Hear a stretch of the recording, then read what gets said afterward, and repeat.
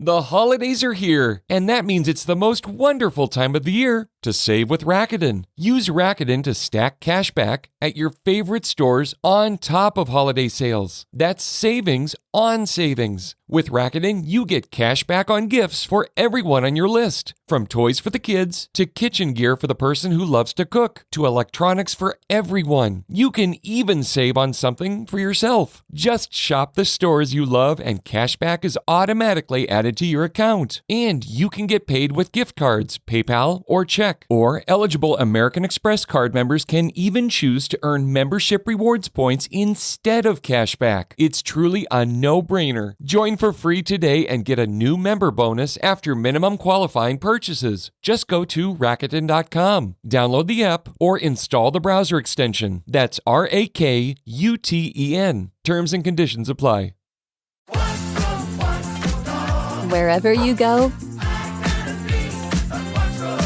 whatever they get into, from chill time to everyday adventures, protect your dog from parasites with Credelio Quattro. For full safety information, side effects, and warnings, visit CredelioQuattroLabel.com. Consult your vet or call 1-888-545-5973. Ask your vet for Credelio Quattro and visit QuattroDog.com. Don't ask me to talk.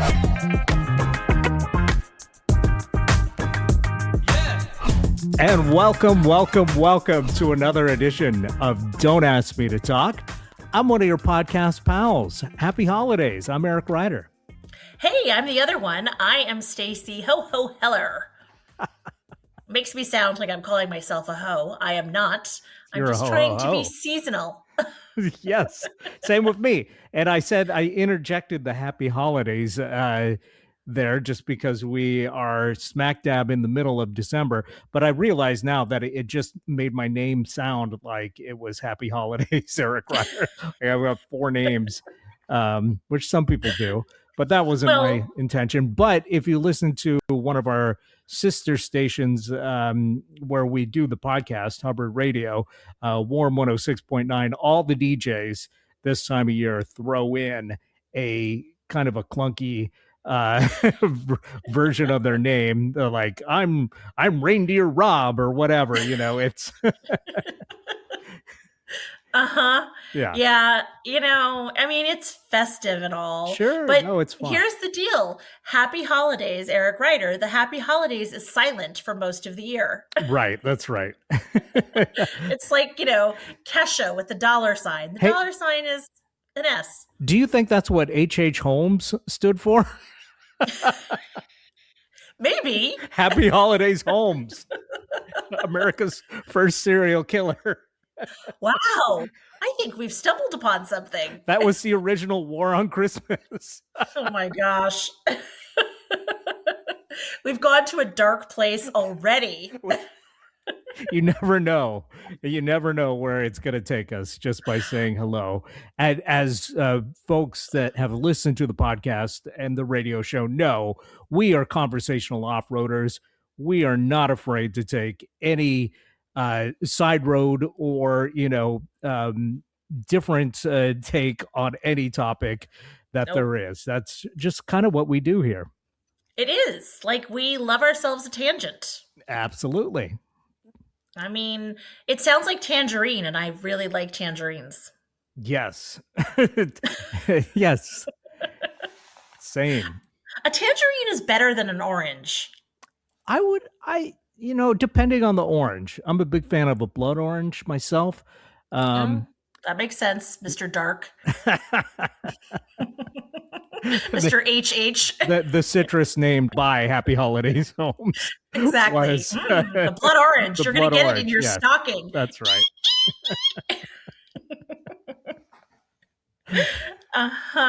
Yes, blood oranges are delicious. But it is weird that this is the time of year that we tend to have citrus be on sale, which I understand that like there's parts of the country where it stays warm during the winter, but I mean, aren't they growing during the summer? I don't understand. It just definitely seems like December and January is when you get like the Satsumas, $3 for 5 pounds, Whereas like in the summer, it's like $20. Totally. It must be like a reverse growing season or something, because like I remember as a kid, my grandparents had a place in Florida and they would send us like the box of grapefruit for the holidays. And, it was like, ooh, and they were delicious. And, I guess fresh. I mean, I suppose like when you buy an apple these days, they have been just sitting in a freezer somewhere and they were picked, a couple months ago, or depending on when you buy them, could be 9 months ago.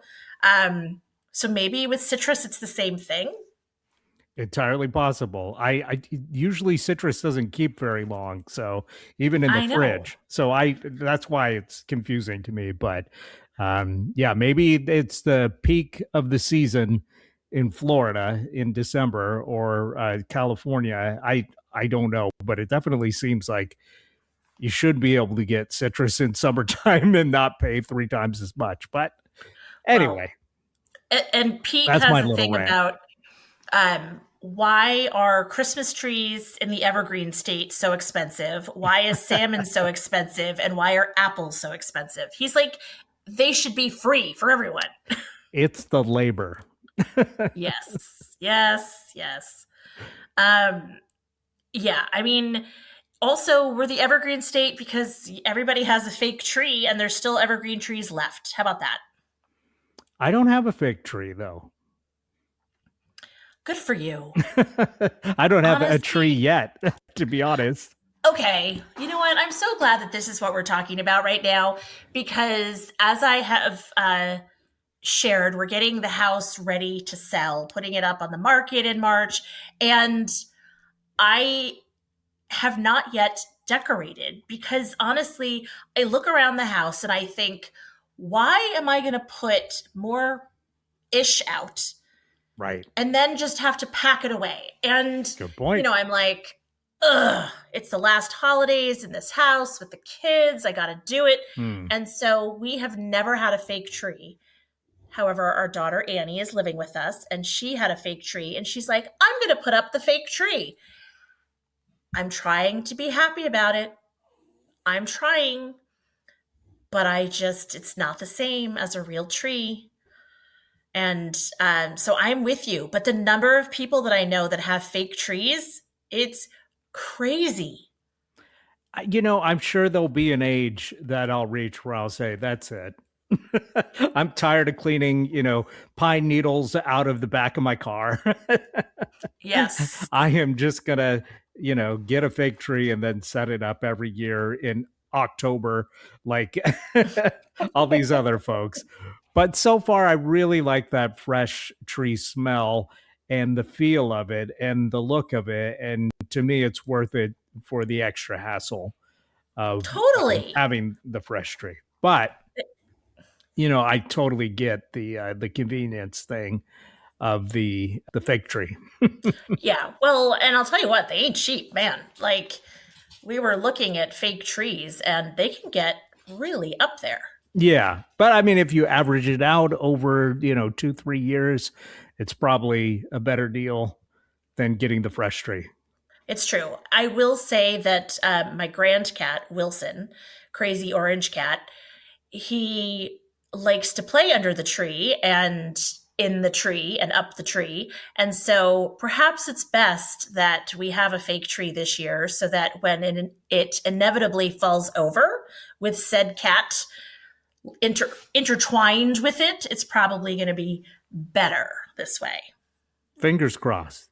The problem with our format of just going off on any single tangent is that sometimes we don't even get to like the pressing stuff. Like, for instance, we were off last week, unexpectedly had to do a repeat because you unexpectedly got sick. So I didn't even get a chance yet to say, how are you feeling? I am feeling so much better. It's now with having Annie live at home, it's like, oh, right, kids get you sick, even if they are in their late 20s. She went off and spent time with this guy that she's seeing who was sick. And she was like, who cares? I want to see him. And like, I get that. But she stay there. Right. But that's another show that Right. involves like a couch and a therapist. And so she came back with a little present in the form of a cold, which I promptly got. And it was sore throat in my head, and I got a cough for a little bit, and it sidelined me for a few days. But I think I still sound a little stuffy, but I feel 100% better. Yeah, you sound good to me. So I'm glad to hear it that you're feeling better, because you said last week we had to move it because you're like, hey, I'm not feeling great, and then like the next day I got the text, I have no voice, which really makes it hard to host a podcast. It really makes it hard, and it was like that. Am I shouting? Right. And it almost hurt a little bit, like the strain. And so I just thought, But you know what? It's good when we can occasionally run a rerun and people can see the depth and breadth of conversations that we have had since the start of this show. Right. Well, I do like to think about how that conversation would have went. I don't care about RoboCop. It was better suited to when we were talking about The Godfather. Right. I want to make you an offer. You get reviews. Yeah. And it just gets exhausting. Yeah. And even this week, it's been kind of a funky week, but it's okay. We're here. We're back. Everything's good. Yeah. So you're feeling healthier. How was the rest of the week? It was good. It just delays everything when you're feeling that exhausted. And, so then I didn't decorate the house. And then, on the weekend, you're feeling like, oh, you need to catch up. But then I would get exhausted doing that. And finally, this week, I was feeling better until, putting your house on the market is like childbirth. Like the only way you're going to get to the thing that you want is to go through it. And it's going to be hell. Having to put the house on the market, we've been in the house since 2007. The house started as one of the model houses. So, it's 20 years old. We've kept it in great shape. But it's just so well behaved. The painter came in. It is so well behaved. Well, I'm very strict. It is a model house. That's right. And if only it was the size of a model house, because having to paint the whole thing. Easier to clean, harder to live in. Yeah. Well, and I'm a colorful person. I'm sure our listeners, especially the regulars, would not be surprised to know that we have I have blue walls in some spaces, and I have tons of art up, and the counters that we have, the cabinets are blue. Everything is colorful. The rug going up the stairs is blue. And the real estate agent was like, out, paint, white. I was like, oh, it's not my house anymore. And then it was like, okay, pick which carpet you want to put in. And I'm like, this one. And she's like, not that one. I'm like, right, it's not my house anymore. And so I was like, I can't even pick. Like, these are all hideous to me. And so I usurped she usurped, and she picked the rug that we'll replace. It's such a bummer. Like, we've been in the house forever and we kind of got it to where we like it. And now it's all going to just become boring white. Well, that is keeping with the Christmas season. I actually just watched a video that was all about Christmas traditions in Ireland that have kind of disappeared. And one of the big ones, before even they started using, putting up Christmas trees, because that was a German tradition. So it's actually fairly recent that the rest of the world started putting up Christmas trees. But one of their big traditions was painting the house Really? and painting it white, specifically whitewashing the house on the inside and the outside for Christmas to make it all look nice and bright. So yeah, a fresh coat of paint was one of the big Christmas traditions, and I'm like, I can kind of understand why that's maybe not as popular to do, because that's a lot of work. But yeah, the traditional Irish house was like a small cottage, Right. so a lot easier to do that than even a model house these days can Right. be Oh my quite gosh. intricate. Totally. Well, and like now when the trim has to be done and they like Right. spray it, and God forbid there be like a brush mark, it all has to be sprayed on. And, and then it's the question of like, well, should we redo the countertops in the primary bedroom? And I'm like, why would we? They match the toilet area and the tub and the shower. And it's like, well, it's going to be the first thing they see. I'm like, yeah, when it looks completely different than everything else in the bathroom, it is going to stick out. Yeah. Like, for God's sakes, if they want to redo the bathroom, they can redo the bathroom. Yeah. I'll fix the caulk. I'll fix the faucets. Like, I haven't gone through selling a home yet. But I got to imagine that it's difficult to know exactly like, well, what's going to get you a return on your money. When I was looking at houses, I was not always looking for, is this all completely updated, but like, how can I, what can I do with this place, to make it more me? But a lot of people just are looking at like, oh, is this ready to go? And I don't have to do anything, Yeah. So I get that too. So you're supposed to apparently, I grew up, my parents always bought a house for like its bones and what they could turn it into. And so that's always what I learned. But the amount of something Happy Holidays Homes would do. Right? Buy a house for the bones. Exactly. I can work with this. I'm going to break it down. That's right. Uh-huh. But now people, you're right, they want to come in and is it ready and can they see themselves in it, and everything needs to be neutral, and so it's just everything has to come down. And I get it. It makes sense. We actually had somebody come through the house. Our agent was contacted by another agent about someone looking, for a home, and ours like fit the description.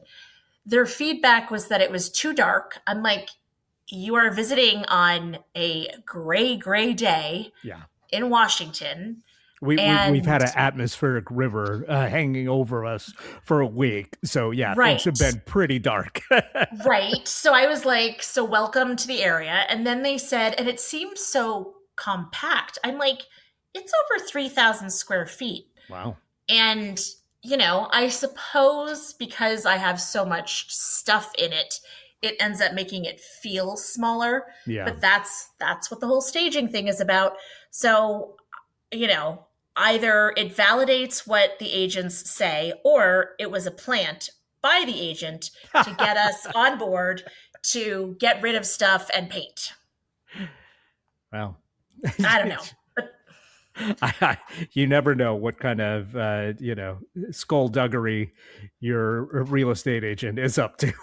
Right? I know, it's crazy. Yeah, so that has been, between being sick and that, like the only exciting thing that happened is I happened to be at the mall in a store, Anthropologie of all places. And Anthropologie is kind of a bougie store with ridiculous items in it that and a ridiculous name.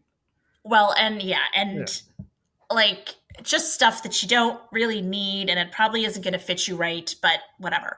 Anyway, a woman was in there with presumably a service dog, although he wasn't wearing the vest, and the dog did a giant dump in the middle of Anthropologie. Oh, wow.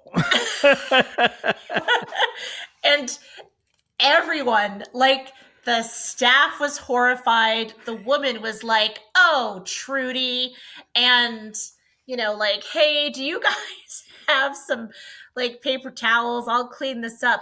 She's on her hands and knees cleaning up. I mean, this was like a German Shepherd type dog. Oh my gosh. And these women in the store are like, "Why does it smell in here?" I mean, it was just mayhem. The staff is freaking out. Like, "We need to light a candle. We're not allowed to light candles in the mall." Like, just craziness. And I was like, I am out of here. This is why I don't enjoy Christmas shopping. It is a literal shit show. I was like, and Stacy out. Wow. Yeah. So that's my life. What about you? How are you doing?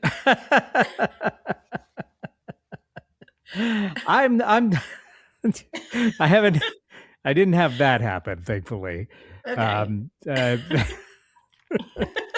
It's hard to recover, huh? Yeah, it's been pretty good. Gertie had her, speaking of dogs, Gertie had her appointment. She finally got her ultrasound. We haven't had the follow-up yet on what they found, but she seems good. They shaved her belly. So that's kind of funny to see. Aww. But she's doing well. And yeah, things have been pretty good here. I finally got my solar panels turned on. Hey! Just in time to have an atmospheric river block out the sun for a week. Awesome. So yeah, and the new deck is done just in time to not want to leave the house at all. Hey! You need a canopy. Well, yeah, it has a canopy, thankfully. Okay, it is nice because we got it enclosed. That was a big part of the project. Oh. So that is nice, and it looks good. So we're excited for when it actually warms up. We'll have a chance to take advantage of that more. It's like a PNW lanai. Lanai. What's Isn't a a lanai? lanai like an open room in Hawaii? Okay. I don't know. I've never been to Hawaii or know that term, but that sounds pretty much like what that is. Yeah. I'm going to look it up while you're talking. I think of it as like a mud room or, an enclosed porch or something like that. But yeah. Hawaiian style covered open-sided veranda or porch for indoor outdoor living. Oh, perfect. Yeah. So aloha. Perfect. You need to put pineapples out there, although people may confuse your pineapples and think that you're a swinger. Right. Yeah. So maybe not. I do have a dream of possibly growing like a citrus tree out there. We'll have to see like how warm it stays. Because I've always loved that when you go to like a greenhouse or a conservatory or something, and they've got like a lemon tree or something growing, just how like amazing it smells, and it's like in the middle of winter, and it's like, oh, this is a nice little injection of summertime into my life that I wouldn't normally get. So yeah, hopefully we can do some stuff like that as well, but it's not insulated or anything like that, so it's hard to know how it's gonna like do when it really gets cold. So right. Well, but that's exciting. Congratulations. Those are two big projects you've been waiting to get done. Yes. Yeah. Thank you. Yeah. It's very nice. And, I haven't even talked to you since Thanksgiving. Wow. So, which is simultaneously feels like so long ago, but also feels like Halloween was yesterday. So it's true. It doesn't seem that long at the same time. Yeah, it's weird how time goes. How was Thanksgiving? Were you thankful? I had a decent Thanksgiving. Did you? Yes, we did, and I am thankful that it is done. It's just a lot of work for like a meal that I'm like too tired to eat. I mean, it's delicious and everything, but like the leftovers are the best part the next day. And we host that soup and sours event on the day of, and it's just a lot of work to like have 25 people in your house and then they all leave and you take like a quick nap and then you're like, okay, time to do everything now. Yeah. Well, luckily on my end, it's just three of us in my house, plus Gertie. So Yes. there's four of us. And she goes crazy when she sees us eating turkey. So I mean, that's the biggest challenge. Because even when we give her some, it's never enough. of course She's a- not. I mean, it's like Gertie crack. That's right. Yeah. Did you try any new recipes this Thanksgiving? You know what? We kept it super simple. So not really any new recipes. We just did the traditional turkey stuffing, mashed potatoes, pies. I did make the homemade cranberry sauce, which turned out nice. But again, it's Oh. always better the next day. So I really Yes. need to start like making the cranberry sauce like the weekend before Thanksgiving, I think, because then it'll be perfectly chilled and congealed. Yeah. But there's something to be said for it when it's a little bit warm too, though. So I don't know. Maybe I'll have to do half and half. Yeah. I mean, there is just something about the next day sandwich. Yeah. It's just so good. So okay, well that's good. Yeah, it was nice and mellow. And you know what? I spent the holiday weekend after Thanksgiving, kind of falling down a James Bond hole. Oh, really? Okay, we're gonna have to talk about this in our cultural Our next blind segment. spots. Yeah. But I'll just let you know that I watched all the Roger Moore James Bond movies Holy James Bond, Batman! and the Timothy Dalton James Bonds. What? Right? Yes. Okay. I got sucked in. I gotta admit, I got sucked in. So Yeah, you did. we should probably take a break, but I'll tell you about that in our cultural blind spot segment when we come back. How about that? Perfect. Let's do it.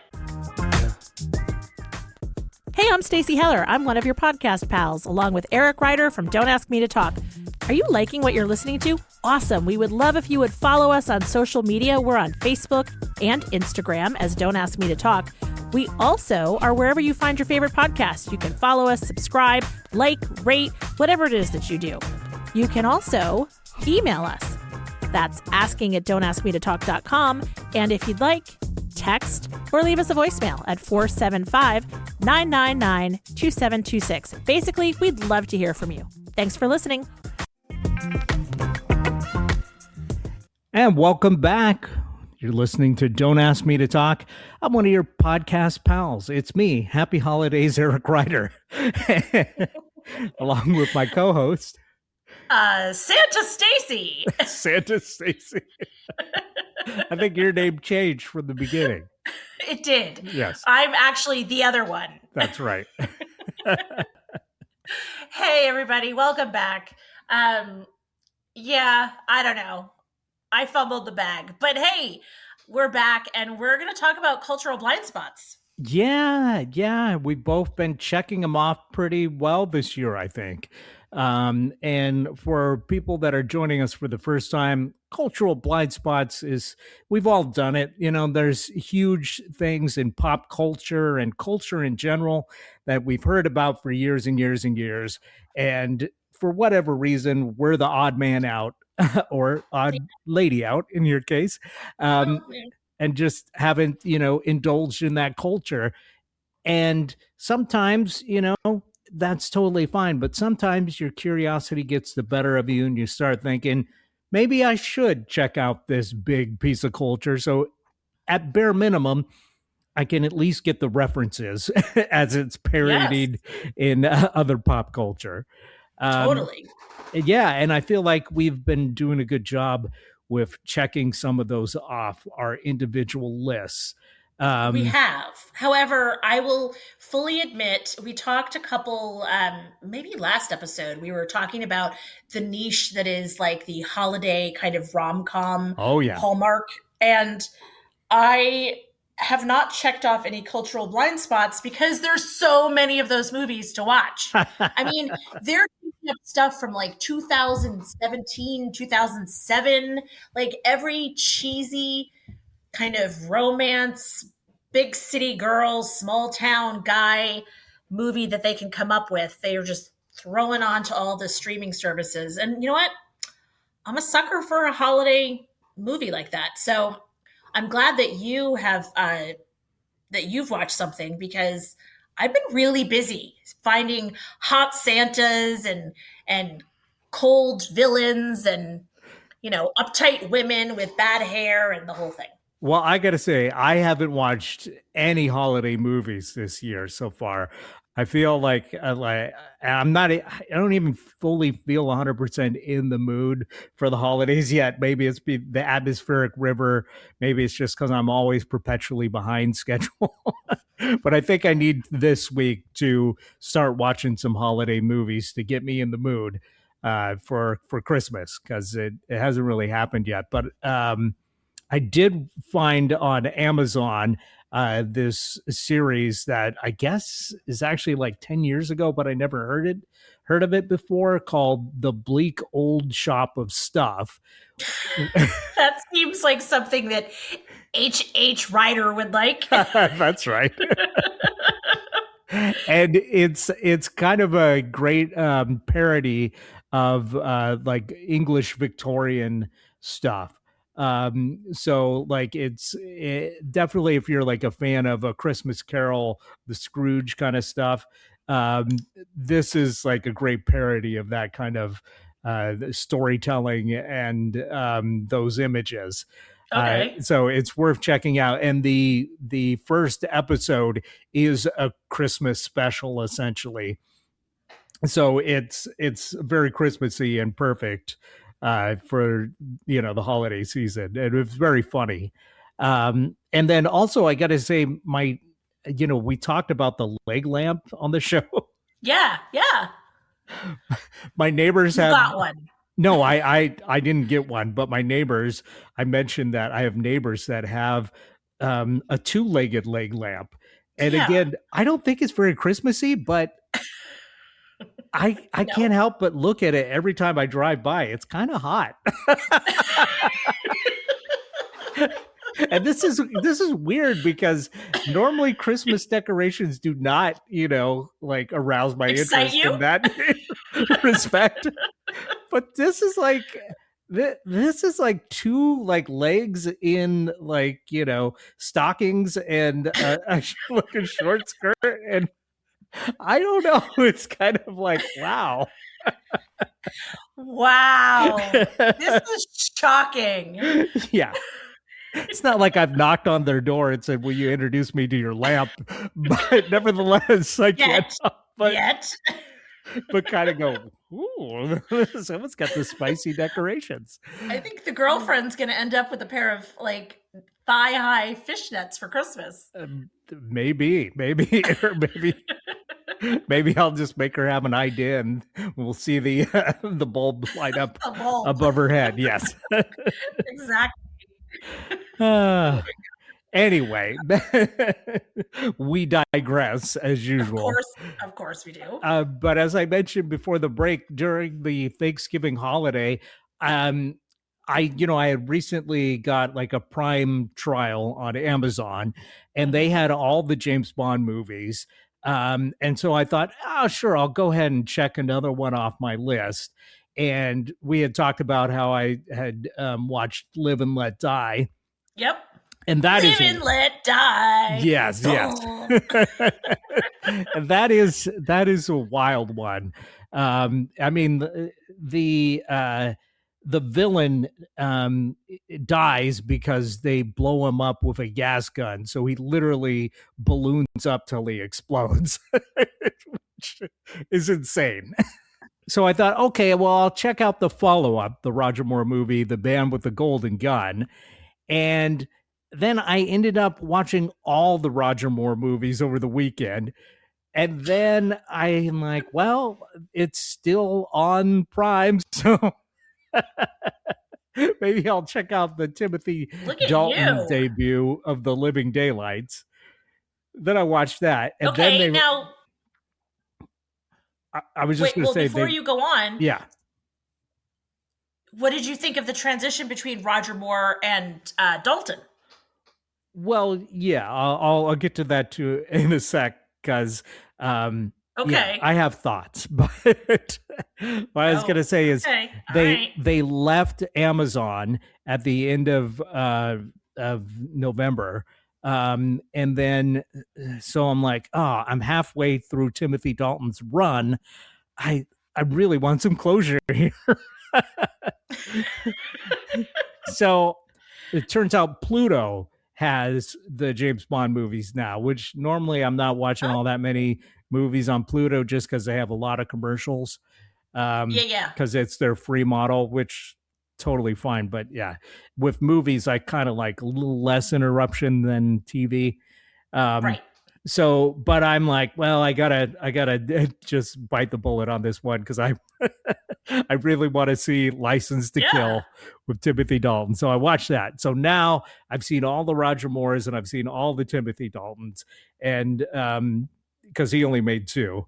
And Yep. to get back to your question, I think this may be an unpopular opinion, but I think so far Timothy Dalton is my favorite of the James Bond actors. Okay. And Interesting. yeah, and it's hard to know if I would feel that way if he had made more than two, because the Roger Moore ones are weird in the fact that they start off super campy. Yep. Like Live and Let Die is very campy. We talked about like the voodoo subplot of that one. Yep. And then the next one is The Man with the Golden Gun, and that's got Christopher Lee, and he stars as an assassin with a superfluous third nipple, who lives with Tattoo from Fantasy Island. Oh my gosh. And that's his like loyal manservant who sets up like assassins to come and try and kill him on his private island just for fun. It's really bizarre. And they carry over the fat Southern chef from Live and Let Die. He's on vacation in Thailand for some reason, where James Bond is. And so he's there, and it's just terrible. Oh my gosh. And there's like a scene where he's like in a car dealership, and I couldn't understand what this guy goes on vacation from Louisiana to Thailand, which is already far-fetched enough because he, with his wife, but he's car shopping while he's there. Naturally. Get it. And so they both end up like taking the car from the dealership, crashing through the window and chasing after the bad guys. And there's a scene where he has to jump a bridge that is out, all of the Duke boys. And instead of James Bond going, yeehaw, like, like the Duke boys would. Oh Instead, my gosh. they have a slide whistle. Stop. Yes. Stop. As the car goes over, like the score stops and it goes. And I'm like, what is this? This is the most insane camp thing I've ever seen. And but it was because it's so campy and over the top goofball. I gotta admit, I had a fun time with it. It's insane but enjoyable. And then the next movie, The Spy Who Loved Me, they do like a huge course correction and make it like this serious thing. But I mean, there's still some weird like goofball stuff in it. Yeah. But it's like way more like down to earth, and forget about the plots on any of these. I mean, they're all so hard to follow. that you spend half the time going, wait, what? Why is he there? What? What is this about? It doesn't make any sense for most of them. And so then they do that, but then the next movie is wait, before you go on from The Spy Who Loves Me, isn't it the Carly Simon Nobody Does It Better song? That's right. Yeah, which is a great song, I think. A great James Bond theme. And the thing is with that one, it's Marvin Hamlish that does the music. So it's the disco James Bond. Okay.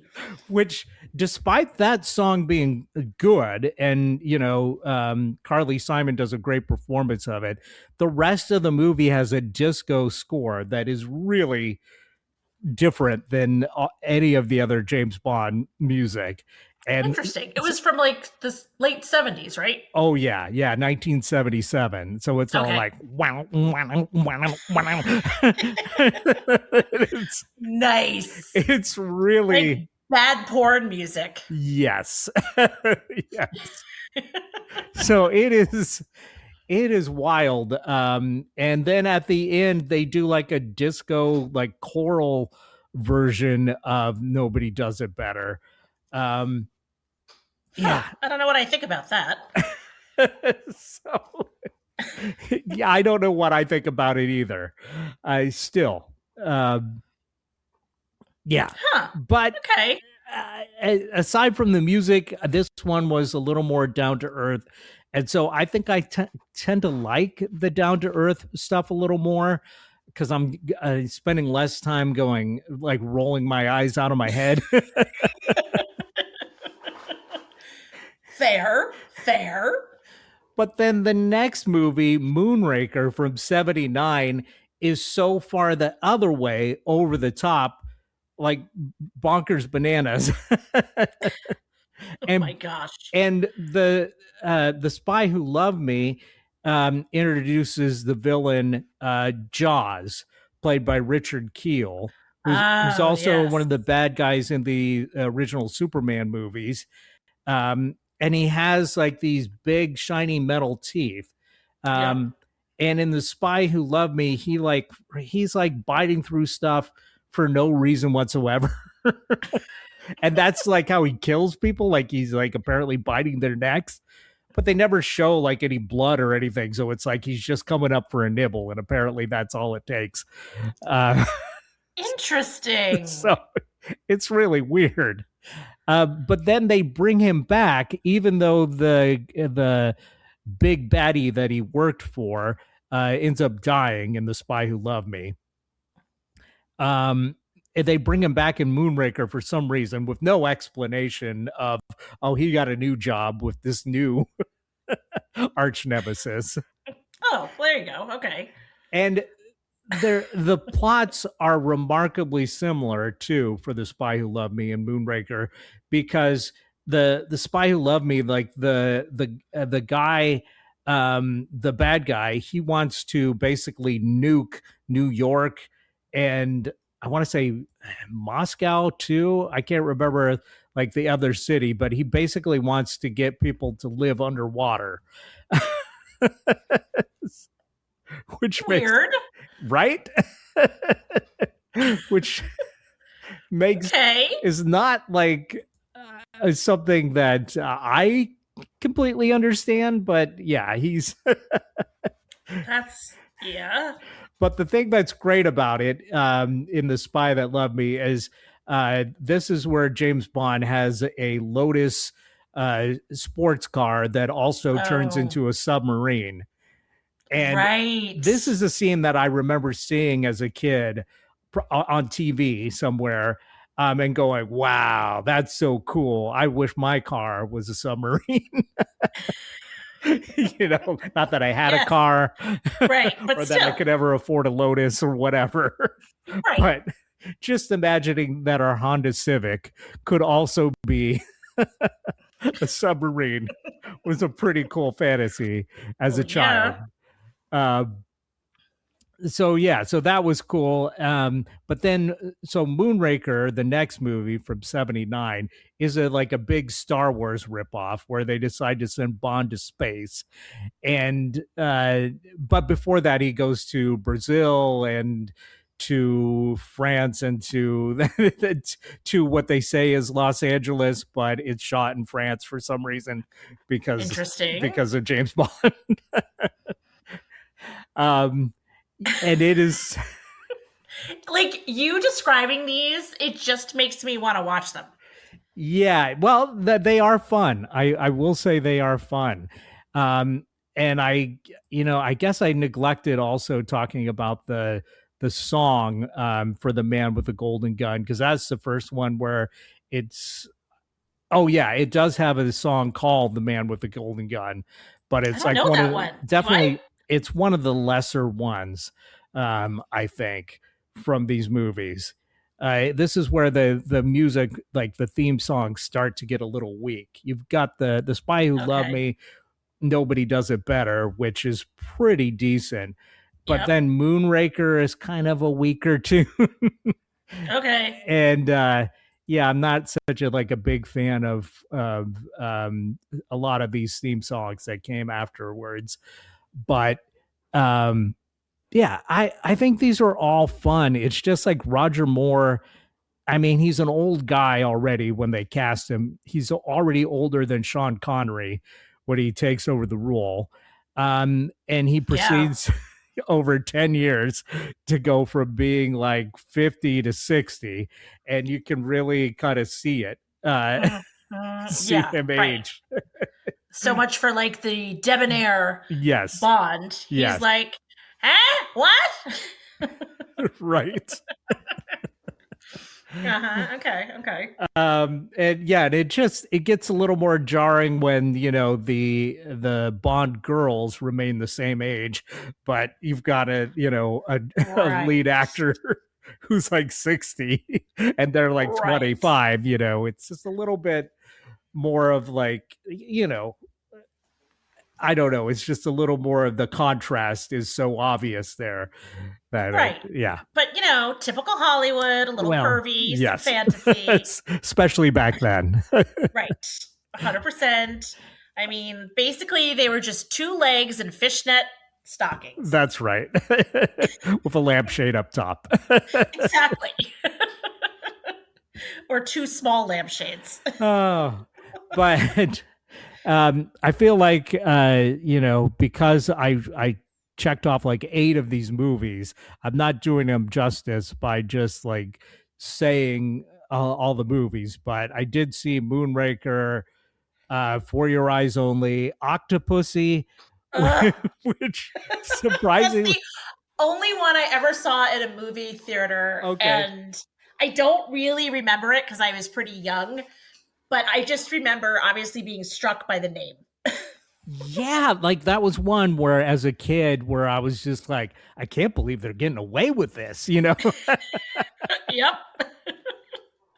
And it's so silly when they explain the title of the movie in it too. It was like a woman whose father did marine research, and so he would call her his little Octopussy, which would never happen in a million years. No, ever. But ever. Yes. For James Bond purposes, it makes total sense. But anyway, so she's a jewel smuggler, but also runs a circus and also has octopus-based cult, of course, in India, I think it is. And you start to see like a lot of these like themes and plots get repeated over and over. I can't tell you like how much time they spend underwater in each of these movies. Well, people clearly responded to the submersible and they were like, we gotta put this in. There's so much fighting underwater in a lot of these. And I swear, like each one of these movies has a boat race in it. um that like after they did Live and Let Die, where he had the speedboat race, they're like, oh, Yep. that's what people love. So they put it in every single one of these damn movies. Yeah. I mean, they're like, hey, give the people what they want. Right.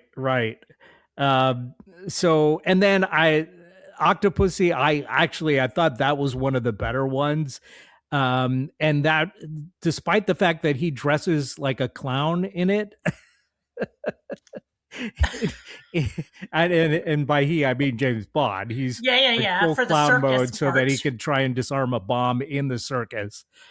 It's Oh, still naturally. it's still slightly more grounded than some of the other ones.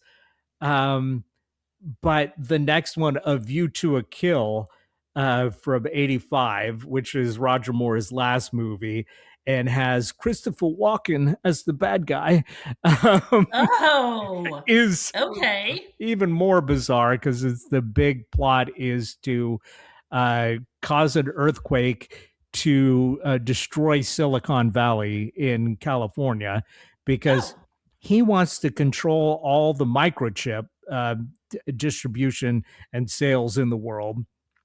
The problem with that, of course, is that they don't manufacture microchips by and large in Silicon Valley. They just have the tech companies that use the microchips. Right. So he's essentially trying to destroy his customer base, Right. Of course. which makes no sense whatsoever. And another one where the title is just kind of shoehorned into this movie because they're like, oh, this is a cool title. And then how do we justify it? Well, they've got one of the characters saying, "What a view," as they fly in a dirigible over San Francisco. And then Christopher Walken's character goes, "A view to a kill."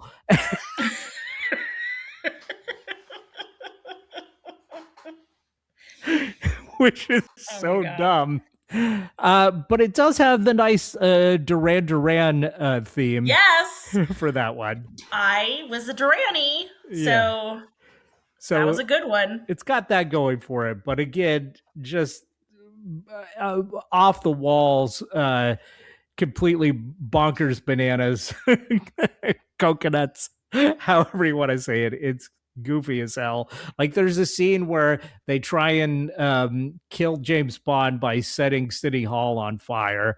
And when he comes out, the local San Francisco cops try to arrest him. So what does he do? He steals the one fire truck that is there, trying to put out the fire as his escape vehicle. Oh my gosh. And This is like crazy. They managed to get like 30 miles away in a stolen fire truck. Which, oh my gosh. how are there not like roadblocks? I mean, it's the most obvious. Right. Come on, people. Vehicle. Yeah. So that one was an interesting one for Roger Moore to go out on. I'm not sure he knew it was his last movie or not, but at this time, I think he was like 60. So it was time to pass the torch. Baton. Yes. Yeah. And so then we get to Timothy Dalton with The Living Daylights in 1987, which, while I was aware as a kid of like Octopussy coming out, and thinking, like, again, like I said, how are they getting away with this? And Roger Moore being James Bond and stuff, I never saw any of these, as we've talked about. But yeah. I do remember like the advertising, and then I do remember when Timothy Dalton took the role and how it was like a big thing. And The Living Daylights came out, and it seemed like, oh, I think it did okay. I can't remember, but like people look back on his James Bond as not being as good for some reason. And interesting.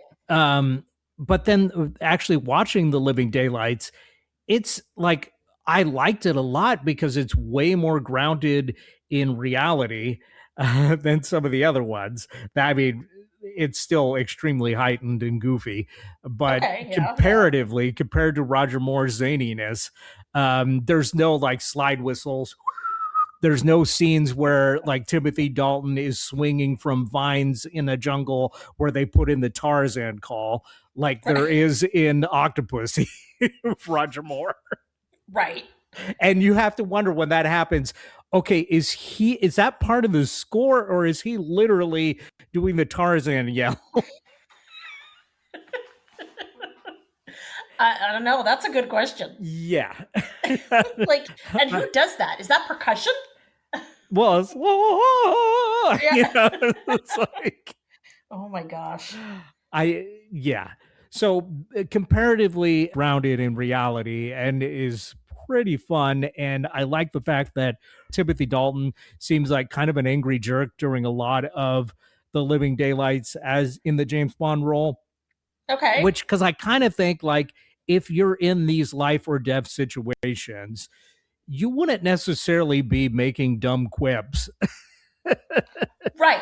Every time Right. somebody died, you would be like, get the heck out of the way. You know what I mean? It's a view to a kill. You wouldn't be doing that. No, you wouldn't. So so there is like he brings this like kind of grounded, slightly more realistic Bond to it. But then by the next movie, License to Kill, this is like a 2-hour Miami Vice episode. Oh my gosh. Where it's all like set in a fictional country with a drug lord, and it's goofy. Tell me there's pastel blazers and everything. Oh yeah, you bet.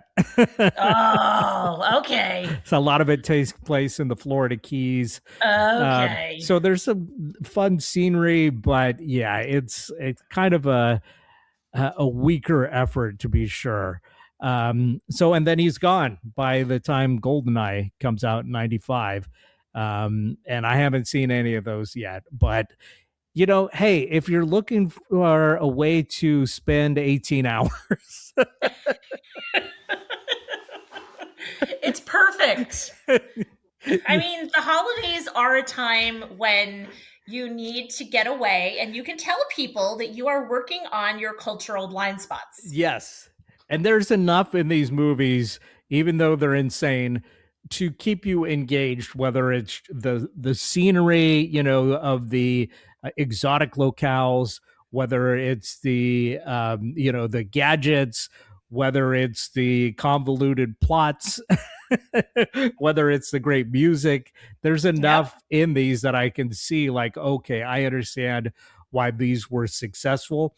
I don't think any of these are particularly good movies, but I think clearly that's not the point. But I do hear that like Casino Royale and some of the Daniel Craig movies are actually good movies. So I'm looking forward to what I get to that to see how I feel about them, which may be a little while because they're not on my streaming services at the moment. Yeah, and wasn't it Pierce Brosnan next? Yes. Yeah, I've got a bunch of Pierce Brosnans to wade through. So we'll see. I mean, I think he's Scottish, but He's Irish. Oh, he's Irish. That's Yeah. right.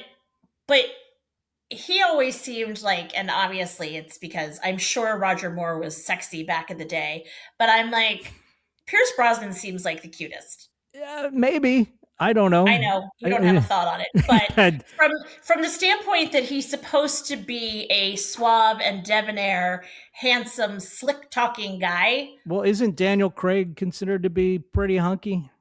I think so, but Yeah. he seems like, yes, I think so. But maybe I personally find what's his face more appealing. But Daniel Craig definitely has a vibe about him, and he seemed to carry the mantle well until it must become like a cross to bear at a certain point where you're like, I'd like to do something else, please. Yes. And he has since moved on. So we'll see. And I finally feel like I have some kind of stake in it when I say, you know, when people speculate on who the next one will be. Like before I was like, I don't care. Now I kind of have some ideas. But yeah, I maybe we'll have to dig into these individual movies a little more in the future when we have more time. But I know we're running out of time for this segment, so I'll just leave it at, the Roger Moore era was fun, super campy. There's a like lot the of 70s. lot of stuff that'll leave you scratching your head going, wait, what? And the Timothy Dalton movies were a little more grounded, but still kind of weird. I think the Living Daylights may be my favorite of all the Bond movies so far, but I think there's so many different varieties now. It's not just one thing. So I think, there's a little something for everybody in watching more than one of these movies. So yeah, if you're, like I said, looking to kill some time, you could do worse.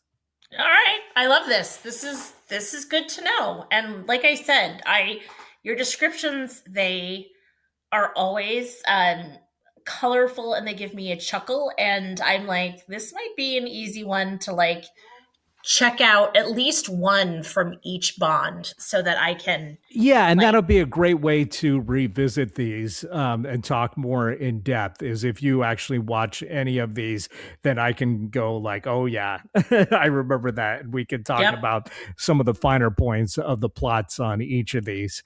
Because it's not really fair to lump them all in together like this, but because that's what I ended up doing, just watching them one after the other. I feel like I want to talk about it now, especially since we're smack dab in the holidays. And if I spend the rest of December talking James Bond, it's not particularly festive. Yeah. All right.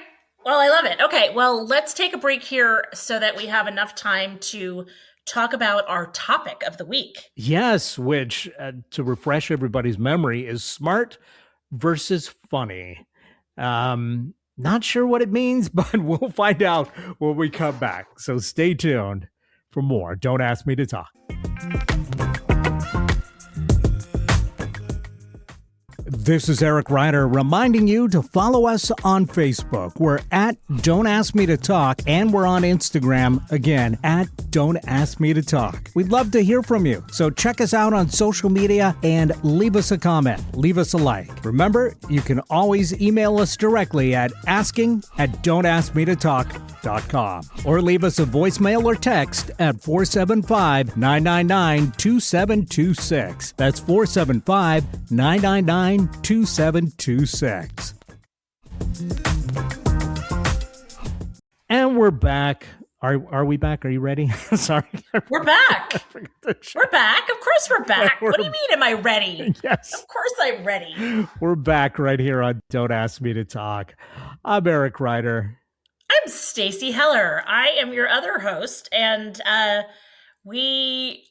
can understand why you weren't sure if I was ready. I mean, unpacking all that James Bond is a lot. But now we are talking about our weekly topic, which I don't know if it's smart or funny. Yeah, I mean, you know what I forgot to mention on that? I fell so far into the James Bond hole that I actually learned how to play the theme on my guitar. Hey! Wow! Yeah. So that was fun. A very fun song to learn. I love this. I love that it's become a multi-sensory experience for you. Well, sure. Now I'll have to get the James Bond cologne. Okay. Maybe not. Well, you know what? That's between you and the girlfriend. Fair enough. I see cologne and legs in your Christmas future. You could do worse. It could do worse. I mean, it's great. Okay, but it's that time. It is that time. Yes, this is the time where we talk about our top topic as selected by the Wheel O Topics. And yeah, last 2 weeks ago, when we were last on, we spin the wheel and it came up with smart versus funny.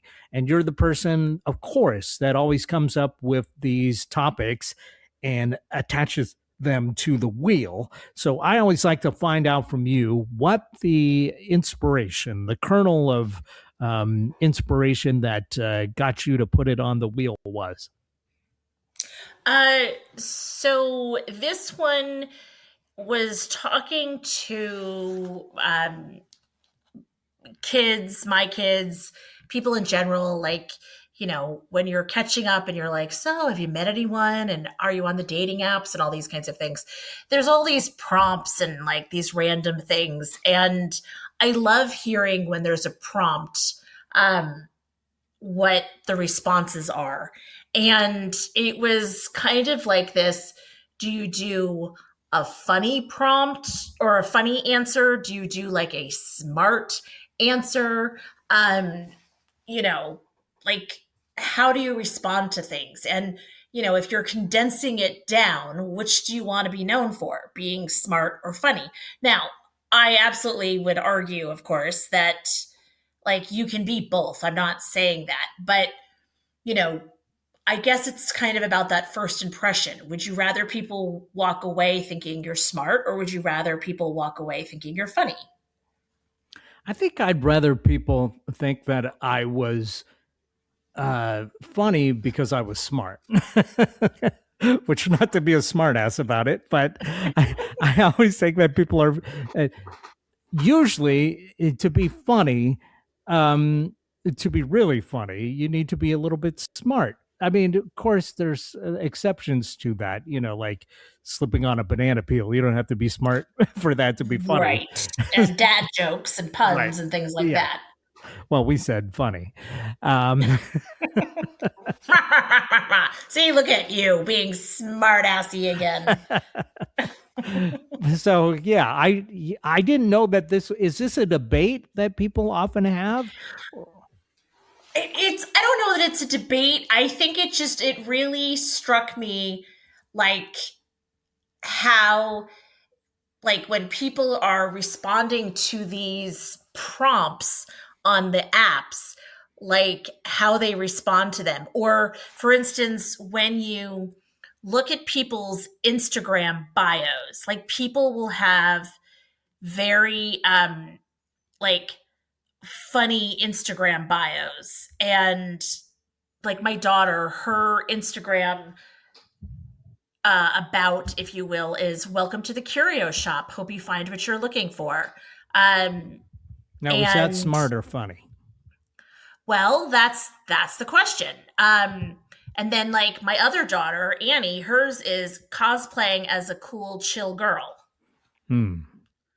And, you know, so I would say that they're like, it's like what you're talking about. There's a smartness in how they're funny.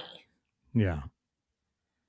You know what I mean? Like, you're right. It does take a certain amount of like EQ and IQ to like combine the two. Yeah, I agree. So yeah, you know, I don't know. I've always thought these two things went hand in hand. But then again, there's some very smart people that just aren't that funny. And yeah, I guess there's funny, but not smart. Yeah. I've never wanted to be one over the other. I've always tried to be both. And if I had to like, at the end of the day, though, I would say that failing hard at both, obviously. No, that's not true. Don't make me build up your ego. I mean, at the end of the day, if I had to distill it down, I would rather people walk away thinking like, oh, she's funny. Because for some reason, that seems like more positive and approachable versus smart. Like, and maybe it's the whole thing about women being perceived a certain way. And so it's about being approachable versus if you're smart, there's a perception that you're not as approachable. But I agree with you that I think really being funny, there is absolutely a level of intelligence that comes with that. Being able to be quick, making connections that are funny, one-liners, being witty, versus dim-witty or half-witty, like that, for instance, right? Right. So, yeah. I don't know. I was just curious, which do you want to, how would you answer? Would you answer smart? Because some people are literal and, it's like, oh, I'm answering the question. And I'm like, okay, those are people that are just being smart and they're not bringing their personality out versus really thinking about a good response to something, I think doesn't show just humor. It shows the intelligence too. Right. So, yeah. Anyway, I don't know. Maybe it was a debate for myself. And maybe the bigger topic actually here is, hey, what are some clever prompts and responses on these dating apps? Because really that's what it comes down to. Yeah. So I don't know. Looks like I'm going to have to get on a dating app. Sorry, Pete. All I know is that when I was on a dating app, the stuff that I thought was smart and funny did not appeal to anybody aside from me. So I think, like I said, I failed at both. But it is what it is. It is what it is. All right. We're probably out of time. So we are out of time. So it is time to pick the topic for next week. So we'll do that now. And